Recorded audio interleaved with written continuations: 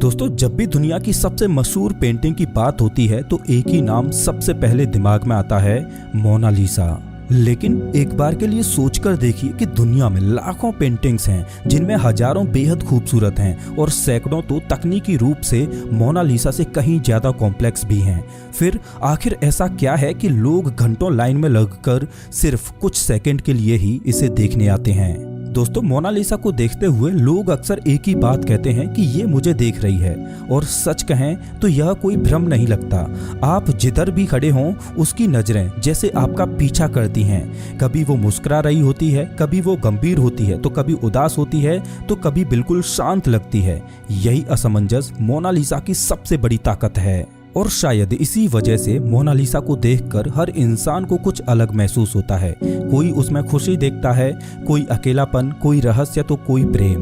दोस्तों, एक और दिलचस्प बात यह है कि मोनालिसा बहुत बड़ी पेंटिंग नहीं है। फिल्मों और तस्वीरों में इसे देखकर लोग सोचते हैं कि यह किसी विशाल फ्रेम में होगी, लेकिन असल में जब लोग इसे पहली बार सामने से देखते हैं तो अक्सर वो चौंक जाते हैं। इस पेंटिंग का साइज महज 30 इंच बाई 21 इंच है। दोस्तों, असल में मोनालिसा एक पेंटिंग नहीं बल्कि एक अनुभव है। एक ऐसा अनुभव जो हर देखने वाले के नजरिए के साथ बदल जाता है। लेकिन इस रहस्यमय पेंटिंग के पीछे एक इंसान था, एक ऐसा दिमाग जो अपने समय से सदियों आगे की सोचता था। एक ऐसा कलाकार जिसने कला को सिर्फ सुंदर दिखने वाली चीज नहीं बल्कि सोचने पर मजबूर करने वाली भाषा बना दिया। और उस इंसान का नाम था लियोनार्दो दा विंची।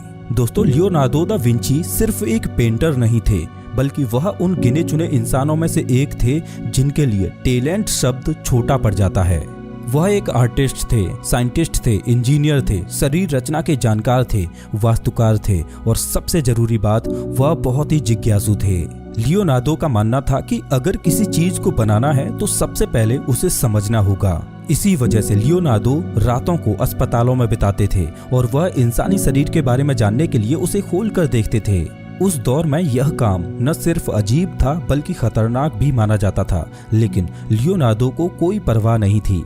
वह जानना चाहते थे कि इंसान हंसता कैसे है, रोता कैसे है और मुस्कुराता कैसे है। उनकी नोटबुक्स में हजारों ऐसे स्केच मिलते हैं जिनमें उड़ने वाली मशीनें, युद्ध के हथियार, पानी के नीचे सांस लेने वाले उपकरण मिलते हैं।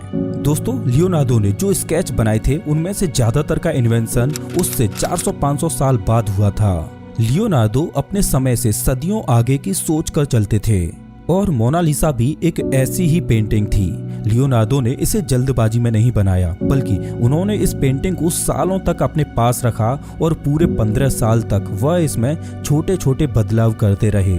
ये बात सच में हैरान कर देती है कि जो आदमी दुनिया के सबसे बड़े दिमागों में से एक था, वह एक छोटी सी पेंटिंग पर इतना समय क्यों लगा रहा था। अब दोस्तों, एक सवाल सामने आता है कि जिस पेंटिंग को लियोनार्दो दा विंची ने 15 सालों तक बनाया, उस पेंटिंग में आखिर जो औरत दिखाई देती है वो कौन है। और दोस्तों, ये सवाल सैकड़ों सालों तक दुनिया को परेशान करता रहा। दोस्तों, सबसे पहली बार इस रहस्य से पर्दा उठाने की कोशिश साल 1550 में हुई।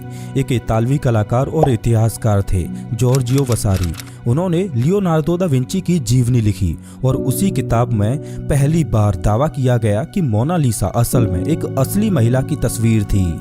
वसारी के अनुसार इस पेंटिंग में दिखाई देने वाली औरत का नाम था लिसा गिरार्दिनी। वह फ्लोरेंस शहर में रहने वाले एक रेशम के व्यापारी की पत्नी थी जिसका नाम था फ्रांसिस्को डेल गियोकोंडो। दोस्तों, मोनालिसा का नाम दरअसल मैडोना लिसा से आया था। उस दौर में मैडोना शब्द का मतलब था मैडम या लेडी। समय के साथ मैडोना छोटा होकर मोनालिसा रह गया। दोस्तों, जैसे ही जॉर्जियो वसारी की थ्योरी सामने आई तो दुनिया को लगा कि मोनालिसा का रहस्य अब सुलझ चुका है। लेकिन इतिहास इतना आसान कहाँ होता है। मोनालिसा की पहचान पर शक इसलिए भी किया गया क्योंकि यह पेंटिंग अपने समय से बहुत आगे की लगती थी। लोगों को यह मानना मुश्किल हो रहा था कि एक साधारण व्यापारी की पत्नी भला इतनी गहराई, इतनी तकनीक और इतनी भावना के साथ पेंट की जा सकती है। और यहीं से मोनालिसा के रहस्य के बारे में दूसरी और थ्योरीज जन्म लेने लगी। कुछ इतिहासकारों ने कहा कि यह लिसा गिरार्दिनी नहीं है बल्कि लियोनार्दो दा विंची की मां थी। उनका तर्क था कि मोनालिसा की आंखों में जो अपनापन दिखता है वह किसी अजनबी औरत में नहीं हो सकता। कुछ लोगों का मानना था कि यह किसी इतालवी रानी या किसी ऊंचे कुल की महिला की तस्वीर थी, जिसे जानबूझकर आम नाम दे दिया गया ताकि उसकी पहचान छुपी रहे। लेकिन सबसे हैरान करने वाली थ्योरी कुछ और ही थी। साल 1987 में एक कलाकार और रिसर्चर ने दावा किया कि मोनालिसा असल में किसी और की नहीं बल्कि खुद लियोनार्डो दा विंची की ही तस्वीर है, एक सेल्फ पोर्ट्रेट। इस थ्योरी के अनुसार लियोनार्डो ने खुद को एक महिला के रूप में कल्पना करके पेंट किया था।